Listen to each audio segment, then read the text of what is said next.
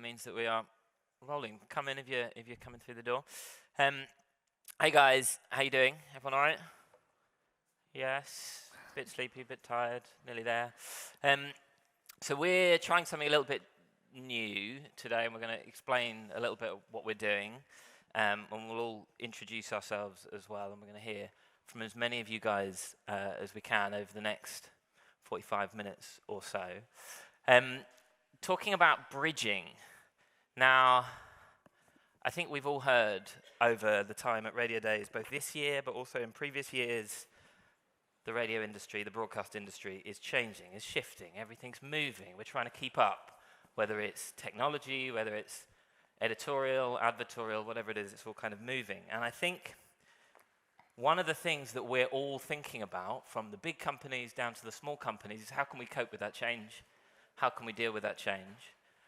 And I think, you know, for a lot of us, collaboration, innovation, bringing things together, bringing different parts of our business together in terms of podcasts and radio, or FM and DAB, or cars, as we've heard about in the radio industry, Spotify and the rest of the radio industry, trying to pull together different things which are growing around our industry and do it in a way that helps us grow, helps us learn, and helps us kind of build our industry in a way that we want to see it built.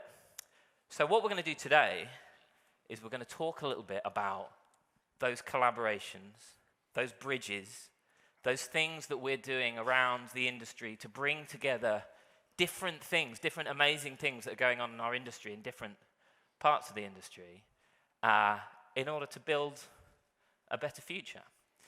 Now, this session today was actually the brainchild of the guys at David Systems. This is a kind of partnership between David Systems and Radio Days Europe, and I thought actually to just kick it off, I'd hear from the man himself who kind of was thinking about this idea, I think maybe a couple of years ago, bridging different parts of the industry. Vincent, introduce yourself and tell us, what is this session all about? Well, hi everybody, Vincent here. In fact, Camille in our team should be talking because she's the one who made it happen.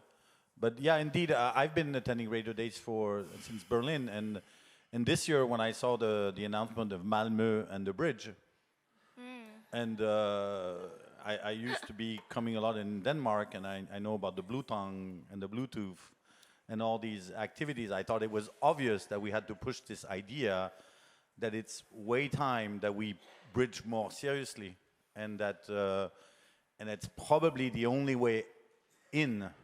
If we believe that audio has a future, which I guess most of us do, is the only way in, is to do by putting things together. And super happy to have this project launched by Radio Days. We're happy to help it, and we're just here to launch the conversation. So thanks for that, Sam. So this is a conversation, and I want it to be as interactive as possible, right? Chuck your hands up, stand up, or just shout if you want to say something. I'd like to just hear from a couple of people in the room. Does anyone have anything they want to kind of build on from what Vincent was just saying there about bridging? If not, I'm just going to kind of pick on someone maybe to just tell us a little bit about yourself and any kind of collaborations that you are thinking about or doing, and just tell us who you are, where you're from, and whether any of this kind of resonates with you. Oh yeah, I'm Niels Christian. I come from Danish radio. I do a jazz show. We have a 24-hour DAB jazz channel, and I think one of the challenges for us is to utilize all the amount of radio we're doing in a digital space instead of just broadcasting. Yeah. Okay, great. So kind of taking the content, using the content. Does anyone else want to jump in? Or else I'm just going to pick on someone. No? Okay. I'm going to pick on that person up there. Hello. Hi. Introduce yourself. Tell us who you are, and does this resonate with you, and do you have any kind of thoughts on this? Hi, I'm Joanna. I come from Portugal, from Radio Commercial, which is the #1 in Portugal. Thank you. And I'm the digital manager, and I would like to learn more about this. What is a digital manager? Well, I have to manage social media and website. Okay. Cool. Great. Okay, excellent. Okay, so I'm going to keep doing this, right? So guys, just be armed with something clever and funny to say, maybe. So my name's Sam. I help out at Radio Days with Rosie, who everyone knows, and Anders and Peter. And I also work at the BBC. I make podcasts. So I make the BBC's daily news podcast, and I also make the daily Ukraine podcast for the BBC and a few other podcasts as well. But I think you guys should now introduce yourself. These guys are going to be talking about some of their own experiences bridging and collaborating and innovating over the past year or so. Marlies. Yes, my name is Marlies Hartendorf, and I work at a radio station, Q Music, in the Netherlands. And I'm the executive producer of the breakfast show, morning show, just how you want to name it. And if we're talking about bridging, it's something I do every day within my team of the breakfast show, because for me, a breakfast show is not only radio, it's also social media, it's also video, it's about building a brand. So bridging is something I do daily, on a daily basis. But also, I work with talent, on-air talent, but also talent off-air. For me, it's important to invest in people that works behind the scenes. I'm also a lead in different projects, and one of the projects I will tell you more later on today. Great, Lillian. Hi everyone, my name is Lillian Shu and I am the Director of Strategy and Business Development at New York Public Radio. What that means behind that generic title is that I work both on strategic initiatives within the company across our brands, but also partner with external publishers, platforms across WNYC, WQXR, our two radio stations, as well as Gothamist, our local news site, and WNYC Studios, which is our podcast studio and also distribution arm. So I'll talk more about WNYC Studios and the partnerships we've done there a little bit after Albert introduces himself. And Albert, you're with Vincent, yeah? I'm with Vincent, but today I'm actually here in my capacity as producer of a daily news podcast, which I have started 5 years ago with a two-person team, which is my wife, Abby Ross. She's the voice of the podcast, and it's me. And I started to do this activity because I'm a radio tech person by profession, and I noticed that it's sometimes quite difficult to understand what's going on in different realms. Even if we're in the same industry in a way, it's sometimes not easy to understand each other. And my way of trying to solve that was jumping in and go to the other side to become a producer. And I'm going to talk a little bit about it and the motivation behind it as well. Great. So we're going to do, all the guys are going to talk for maybe 7 or 8 minutes or so, and then we'll do hopefully 5 minutes questions on all of the different things that they're going to talk about and the bridging examples that they're going to talk about. And we'll kick off with Marlies. Oh, thank you.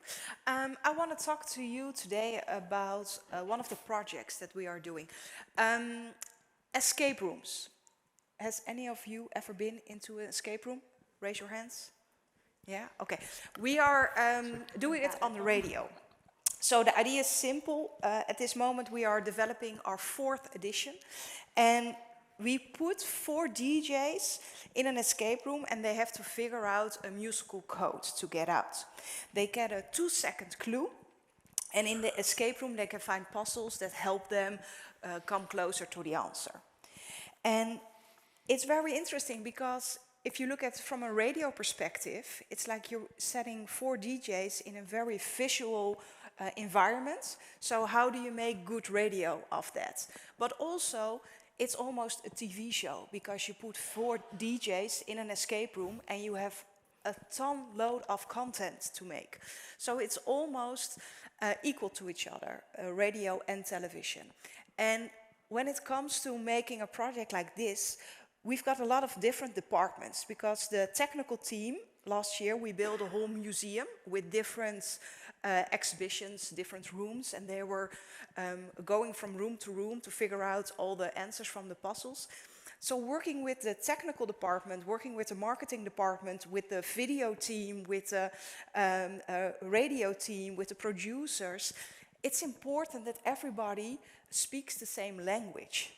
But not everybody speaks the same language, because if you work at a technical department, you don't want a marketing manager talking to you for an hour and a half to tell you what you have to do, because they just want to know, okay, tell me so I can get that shit done.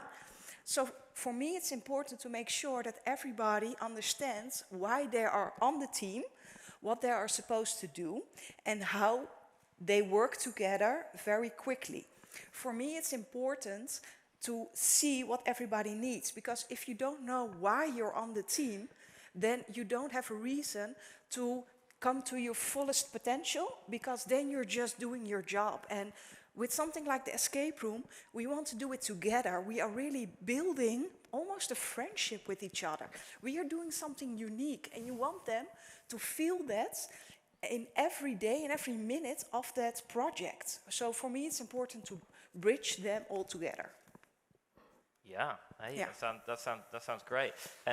What did your kind of how did you define success for that project? And maybe in terms of the kind of like bringing people together, like how did you kind of was it a success? Yeah, informal meetings. So I don't like the project meetings. I don't know if you have a lot of meetings during the day, but I guess you do. I don't like that. I don't like to sit in a conference room with a PowerPoint presentation and say, okay, this is what we're going to do, this is how we're going to do it, and you have to do this, you have to do this. No, it has to be informal. So last week, the team went to a little house, and they sat in the same room for 3 days and just started talking about the escape room. Yes, it costs a little bit more money than when you do it at your radio station in your own conference room. But when you do it outside in nature, everybody really wants to do the best, and they want to do more, and the ideas will keep floating and floating.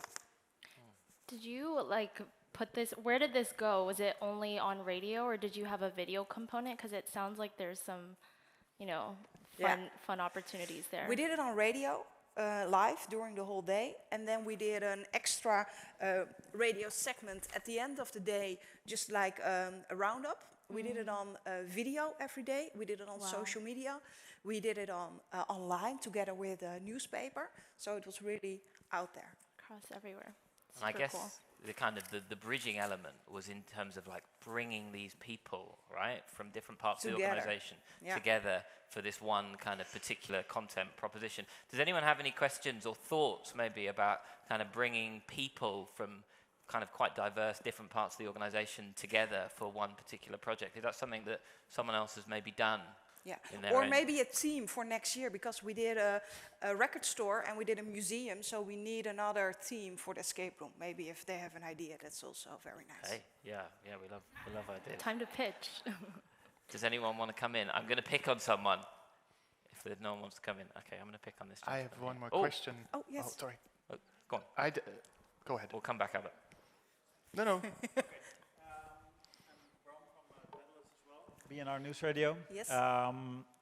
Your story reminded me of the way we started podcast, where we are a business news radio, so a kind of talk radio, business-oriented news station. We started podcasting in 2017, really early on for the Dutch market.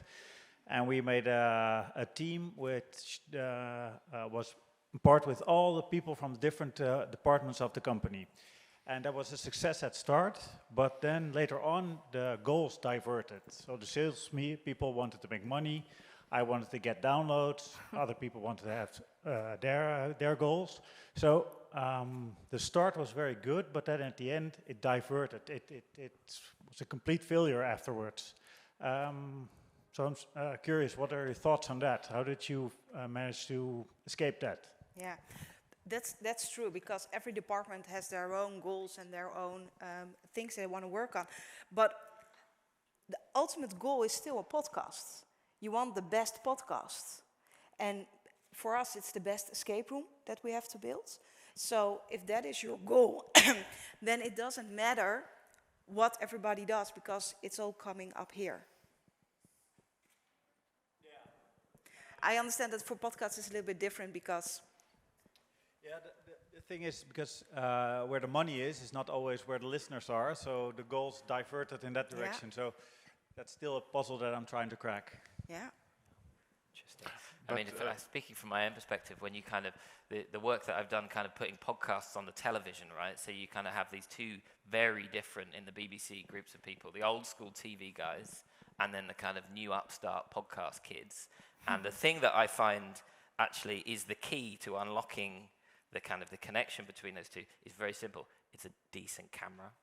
Like if you have a decent camera, if you're making a podcast and you've got a decent camera, then the TV guy, in the BBC, if you have a broadcast TV camera, then that will open in your studio, in your podcast studio, that will open doors to TV. Does anyone else want to come in on anything that Marlies has said, bringing people together? Okay, well, should we move on then, Lillian? Sure. So we're here today to talk about bridging. I actually drove across that bridge this morning that you're talking about, Vincent. Bridging is kind of not only the essence of my role at New York Public Radio, but also kind of the essence of our organization, since we're simultaneously radio station, podcast studio, and distributor. And so I want to talk about today a little bit how the multiplicity of these identities helps really serve our mission as a public media institution, where we're really just trying to bring best-in-class content to as many ears as possible, regardless of what the medium is, whether that's podcast or broadcast. So I'm going to talk about today 2 ways in practice recently of how we've done that. One is in bringing local radio stories to national podcast platforms. And the second is by bringing digital-first properties onto the public airwaves, really with the aim of diversifying the voices that you hear in American public media. So starting out from elevating our local radio stations. So we have a radio distribution business that allows us to chat with a lot of the local stations across the country. That is actually a great pipeline to find amazing local stories from people who don't necessarily have the resources to share it with the people that want to hear it. So that's how we found the latest season of our series Blind Spot with the History Channel. We were in conversation, checking in with KOSU, a local Oklahoma station. It was the previous year, the 100th anniversary of the Tulsa Race Massacre.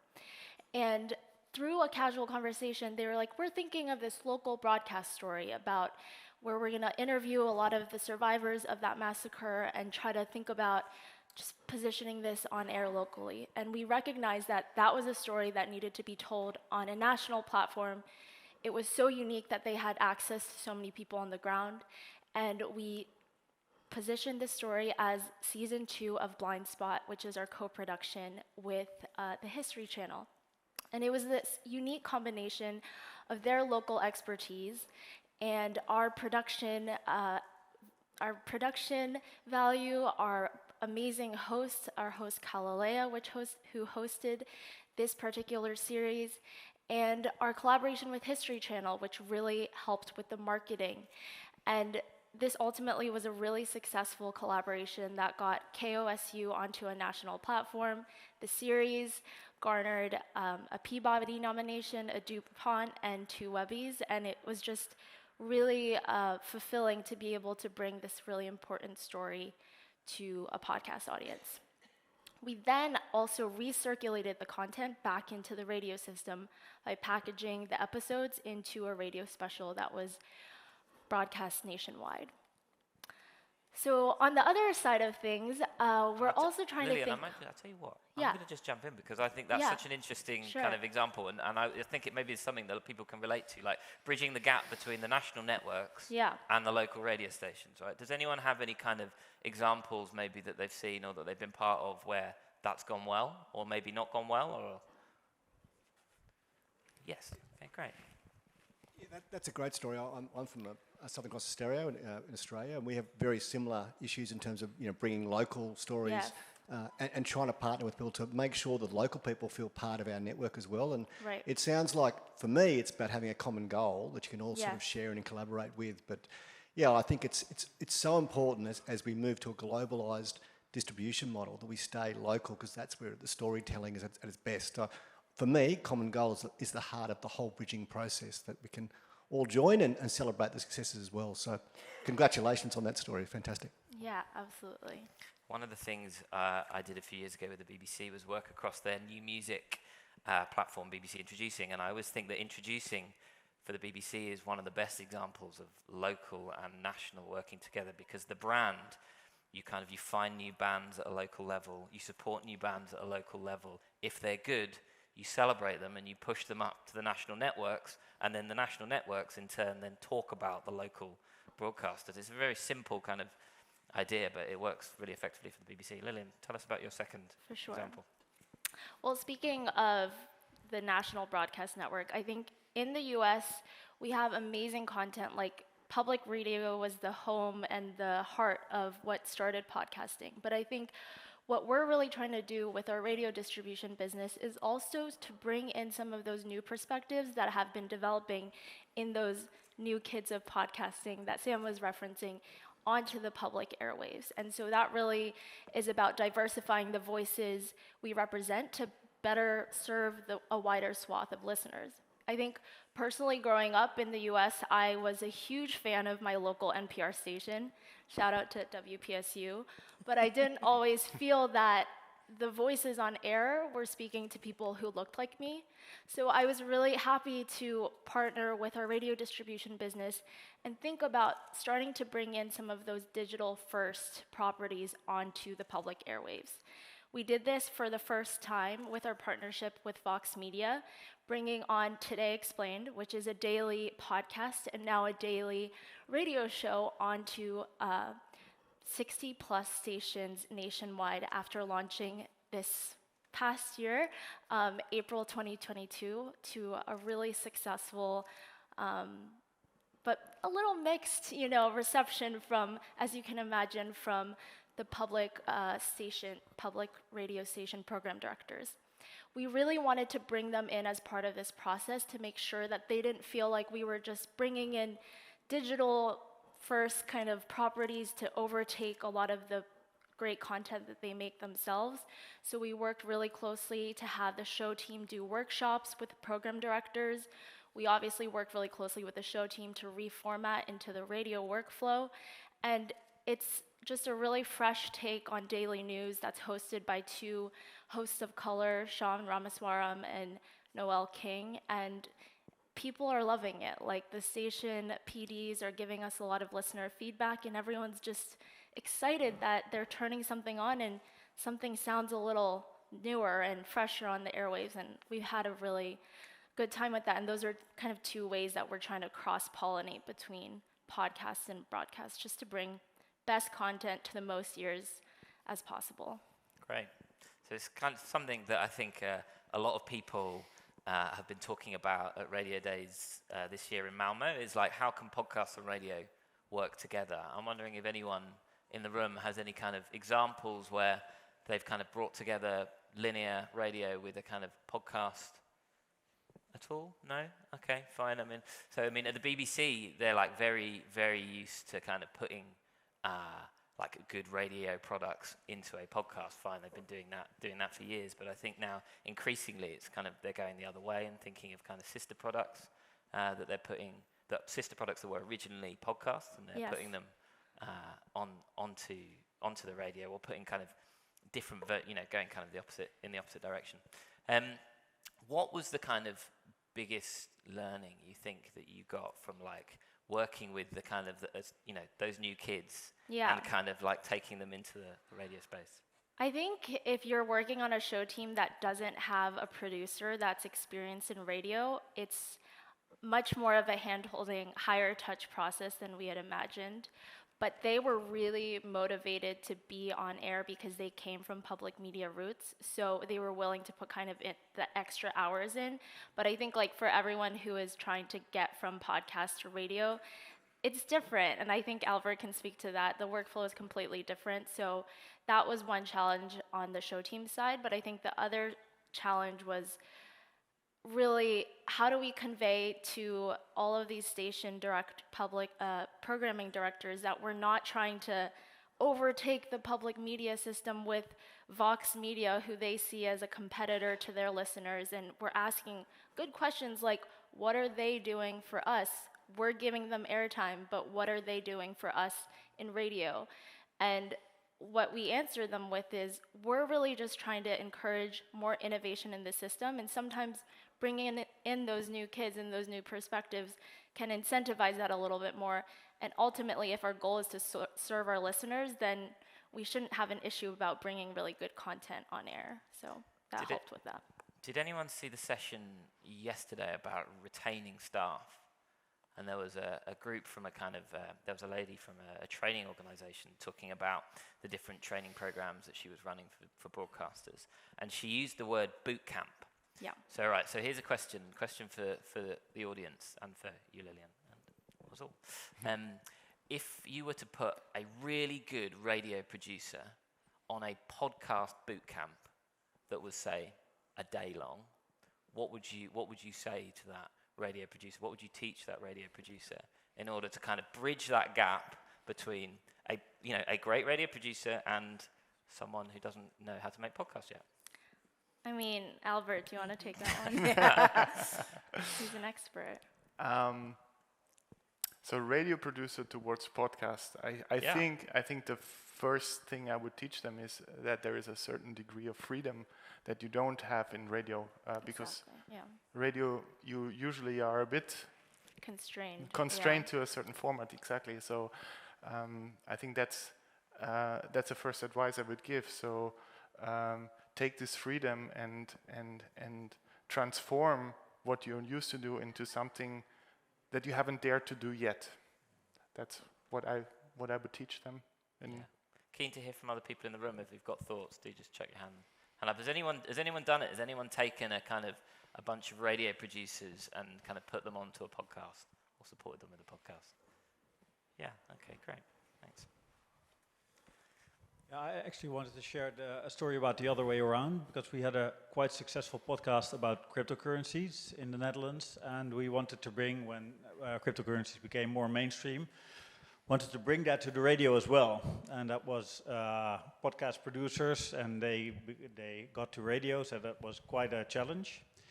But then we brought on temporarily a radio producer, and they picked on really quickly how to talk to the audience in a different way. And we actually made it a hybrid form. So first part was a radio show, and then a second part, an extended version as a podcast. And now it's existing side by side quite successfully. So that the difference in production was bridged quite easily in the end. Yeah, we've had conversations in the newscast team, the BBC's daily news podcast, about what's the difference between editing a radio package and editing a podcast. And sometimes it's quite difficult to explain, actual physical editing, what is actually the difference between it. You kind of let the conversation flow, or maybe you make do you make the cut there or make the cut there? You kind of let it go for a minute longer than, lots of interesting kind of stuff with that. Let's move on. Albert, tell us about your example of bridging. Okay, thank you, Sam. So I would like you to imagine something. So imagine you have the opportunity to live in a foreign country. Let's say Berlin. How many of you don't speak German? Okay, so let's take Tokyo. How many of you don't speak Japanese? Okay, so I wanted to start with that example because this is what happened to my wife. Her name is Abby Ross. She is American. We moved to Berlin 8 years ago. And she can quite well navigate. She speaks some German. She's actually quite good now, but when we started living there, she speaks some German. You can wonderfully navigate in Berlin, but sometimes the public transport doesn't come, and you don't know why. Or the parks are full of litter, and you don't know why. Or recently, do I have to wear a mask now? Are the restaurants open? It's hard to find that information. So the language and the lack of language stopped her from experiencing Berlin, her home city, as others experience it. She missed some context. So there was a gap in language. So this is one example. I'm going to explain in a second why I'm saying this. Now imagine that you are a tech person. Which one of you is a tech person here? Okay, not so many. Now imagine you're a tech person. You are an expert in radio, in linear broadcasting. You know almost everything about workflows and how to put things on the air and quick and formats. And you attend a podcast conference. And you don't understand what these people are talking about. You understand it in general, but there is something about it that disconnects you. This is what happened to me when I attended my first podcast conference 6 years ago. So there was also a gap in language, how things are called, how things are made.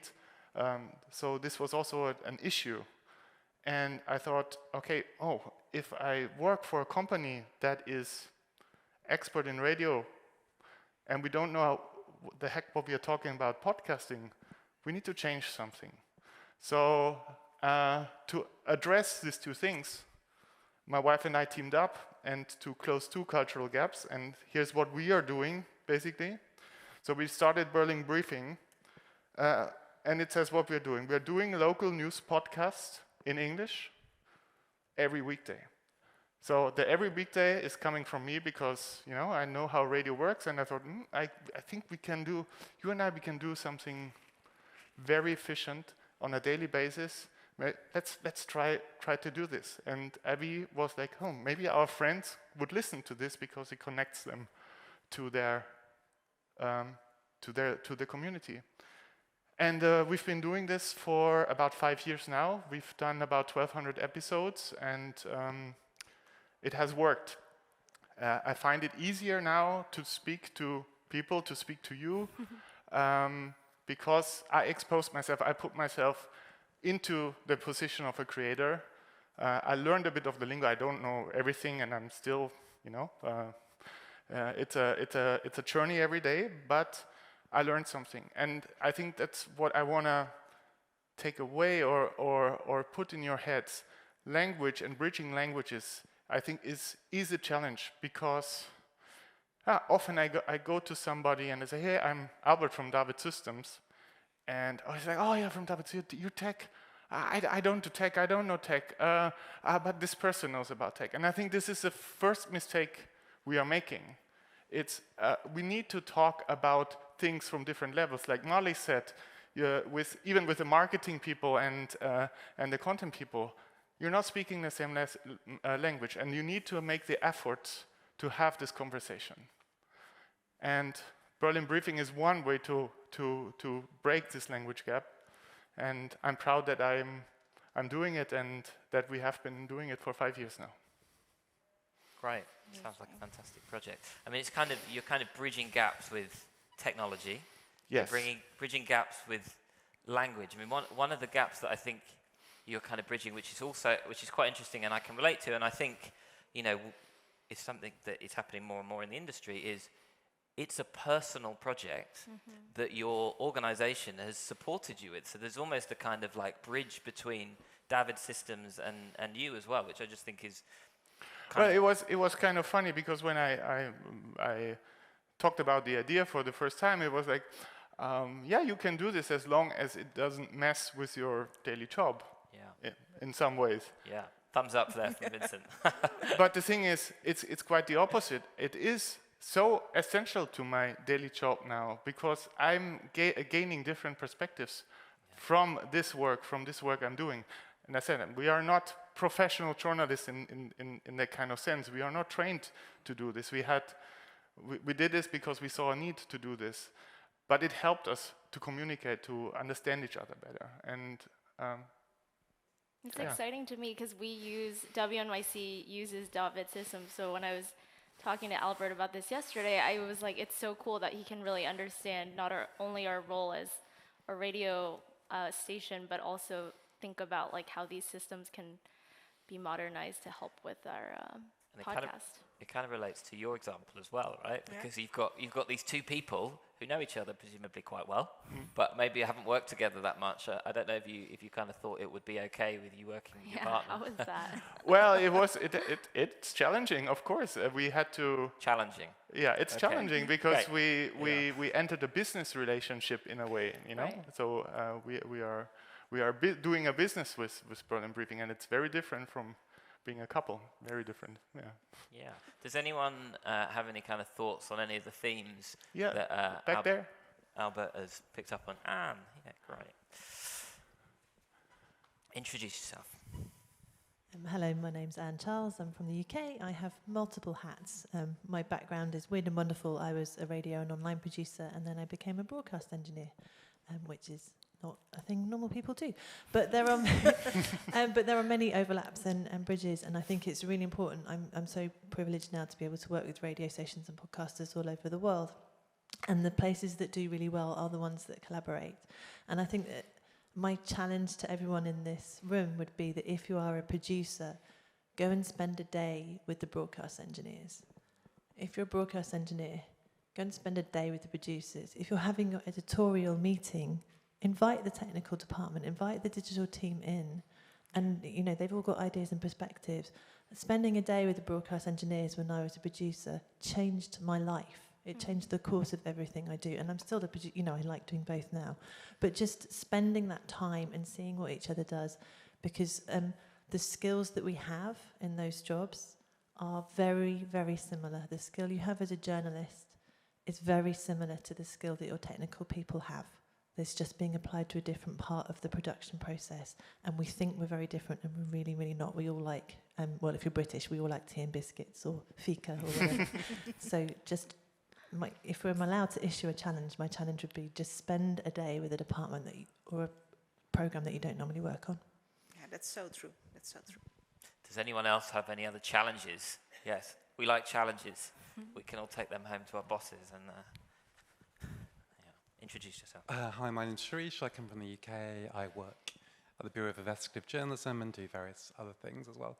In a way, I'd like to take Anne's thing on a step further, because it's interesting to me that, although you've talked about it a little bit, that we've been talking about developers as opposed to journalists, or salespeople as opposed to editorial, or podcast people as opposed to radio people.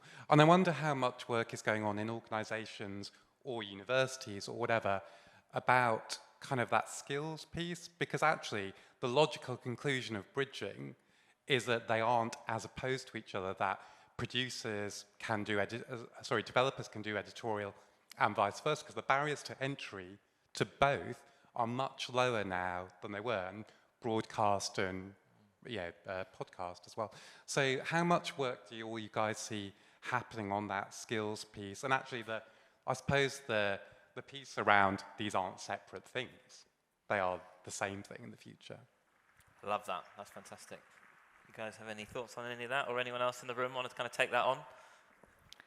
I mean, one thing that we're doing in terms of, because we have such an amazing swath of like editorial expertise, and there are people who enter working at WNYC who might not have editorial experience but want to learn that, and so they enter as like even in office services or something like that. We've been having these brown bag lunches where people are welcoming people in the content teams, but also anyone who works in the organization, and that's led to some follow-up conversations, some like side of the desk training just through relationships that have allowed people to be elevated and go on air and produce mini stories, even though they started out as like a temp in office services many years ago.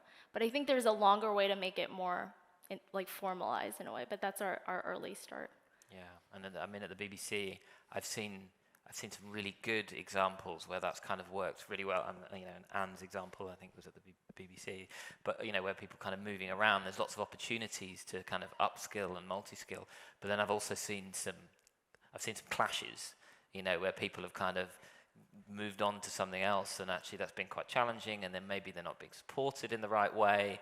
Maybe there's a kind of training deficit. Maybe there's a kind of this is just a mindset shift, isn't it? You know, again, that session that I mentioned earlier with the training guys talking about the growth mindset and kind of instilling the growth mindset into an organization, I guess is probably key to the kinds of stuff that we're talking about. I would like to add an additional topic. I think it's on that range, which is age, which is experience. I heard that from a very smart person. It's not from me, but somebody told me radio is 100 years old. So there's a lot of experience and knowledge in radio. Podcasts as a medium are 15 years old. Smart speakers are 5 years old. So you have teenagers and you have toddlers in a way.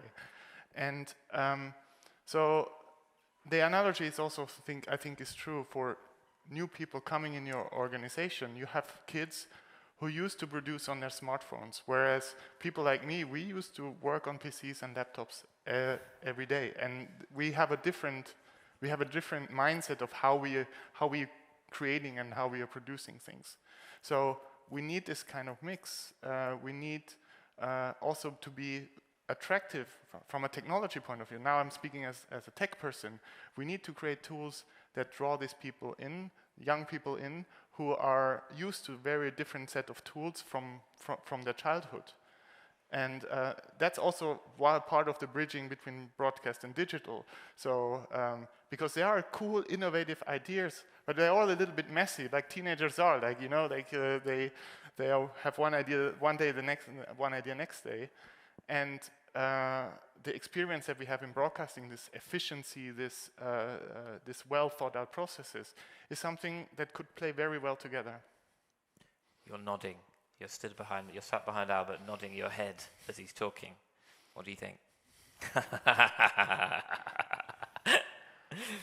Thank you. No worries. Introduce yourself. I was nodding because I agree with Albert. I'm Bruno Tisinas. I'm the CEO of Netia, another tech provider, and it's true that it's one of our big struggle to reach out to the actual users of our tools and understand how our tools should evolve to help them transform their job. Because it's good to build a bridge, but if nobody gets on the bridge, it's useless. Yeah. So you need to get the people walking on whatever bridge you want to build. And I think that's the main issue. And getting the tools to evolve, making them more friendly, easy to understand. I think that's part of the DNA of Netia from the first digitization of radio 30 years ago. And so that's really what we're focusing on today. And it's a struggle. It's a big challenge. You say you like challenge, that's one. Yeah, indeed, there is a challenge.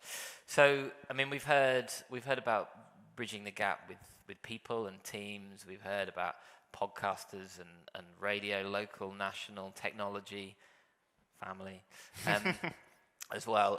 Vincent, as the man who kind of, you know, the brainchild behind today, what's your kind of thoughts on everything that's been discussed over the past 45 minutes? I don't want to be complacent to anybody, but I'm overwhelmed about the fact that the conversation is happening. It's an essential one.